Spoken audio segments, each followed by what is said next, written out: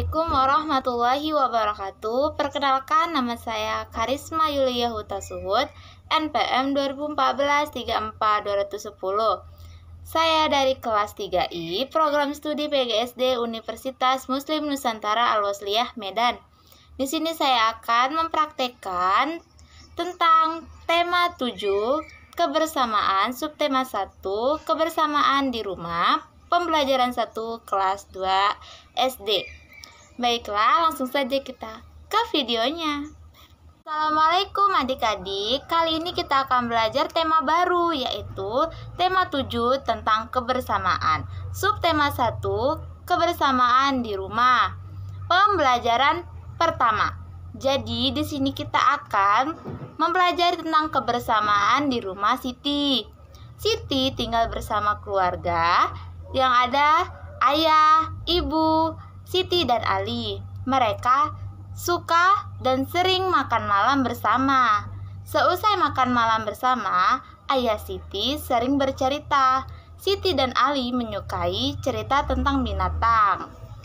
Kebersamaan di rumah Siti di hari Minggu, mereka sedang berada di luar rumah. Ibu sedang membersihkan halaman belakang, ayah membersihkan selokan, sedangkan Siti dan Ali sedang memberi makan ayam. Seusai mereka bersih-bersih, mereka akan makan malam bersama. Ayah Siti pandai mendongeng adik-adik. Siti sangat suka dengan dongeng. Hampir setiap minggu ayah Siti mendongeng. Seusai mendongeng, ayah Siti menceritakan isi dongeng. Banyak sekali contoh yang baik dalam dongeng. Jadi, apakah itu dongeng? Dongeng adalah cerita yang belum diketahui kebenarannya. Lalu, salah satu dongeng adalah fabel, yaitu cerita yang tokohnya tentang hewan dan binatang. Dongeng fabel ada ciri-cirinya. Simak ya penjelasannya. Yang pertama, menggunakan hewan sebagai tokoh cerita. Yang kedua, tokoh hewan memiliki karakteristik dan sifat manusia.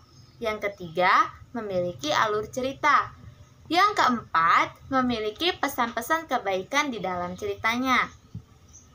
Dalam dongeng ada unsur-unsurnya, yaitu pertama, tokoh. Tokoh yang berperan dalam cerita tersebut. Yang kedua, latar, tempat terjadinya dongeng. Ketiga, watak, sifat dari masing-masing tokoh dalam dongeng. Dan yang terakhir ada amanatnya adik-adik, pesan dalam sebuah cerita atau dongeng.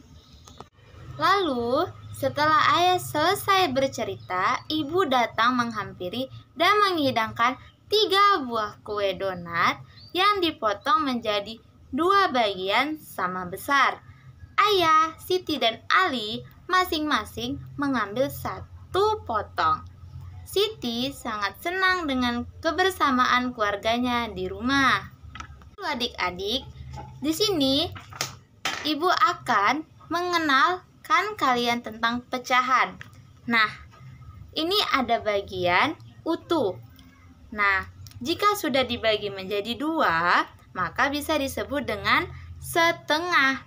Dan jika ini bagian utuh dan tidak dibagi sama rata atau sama besar, ini bukan setengah.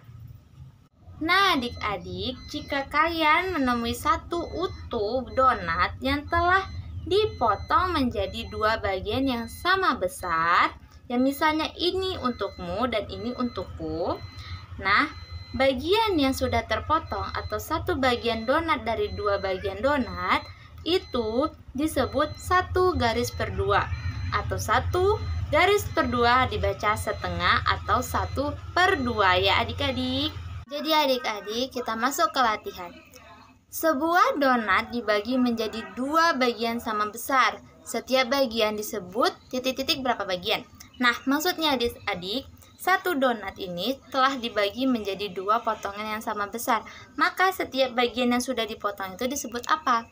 Nah, 1 bagian ini disebut 1 per 2. Dan bagian lainnya juga disebut 1 per 2. Jadi jawabannya adalah disebut 1 per 2 bagian.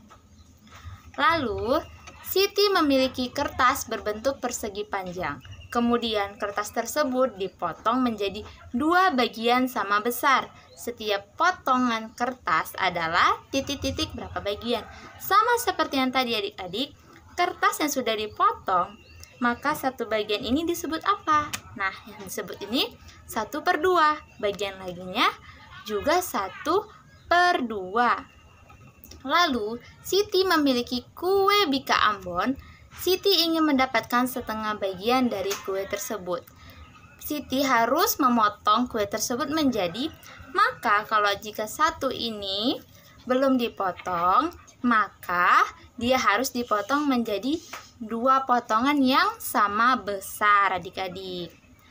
Lalu, jawabannya adalah harus menjadi 2 bagian yang sama besar. Lalu, agar mendapatkan kue 1/2 bagian, maka itu harus membagi 2 kue tersebut dengan ukuran yang bagaimana, adik-adik? Harus dibuat dan dipotong menjadi ukuran yang sama besar.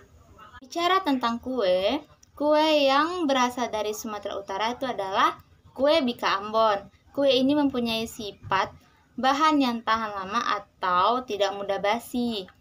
Dia memiliki ciri khas aroma daun jeruk dan teksturnya yang bersarang. Nah, adik-adik, di dekat rumah Siti terdapat pos penjagaan yang terdapat kentongan. Di situ terdapat banyak bunyi yang bervariasi.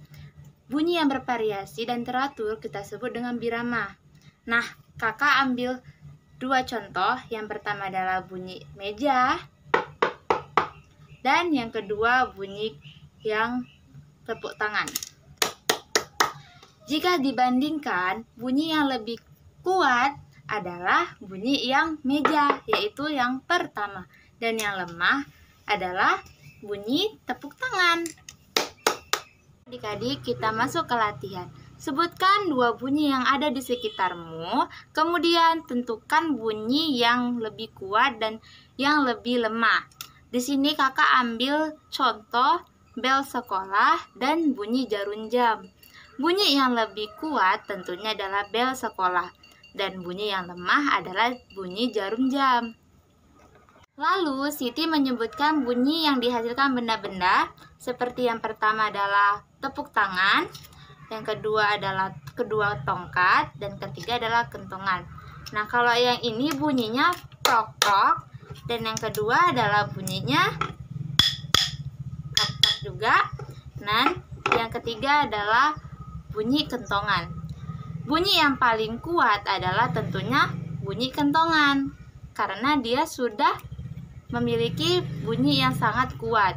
Dan bunyi yang paling lemah adalah nomor 2, karena jika dibandingkan sama lebih kuat yang tepuk tangan.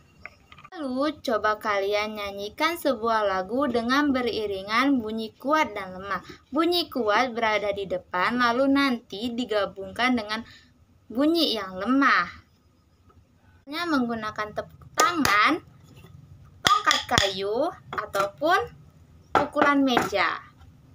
Baiklah, sampai di sini dulu pembelajaran kita tentang tema 7 kebersamaan, subtema 1 kebersamaan di rumah.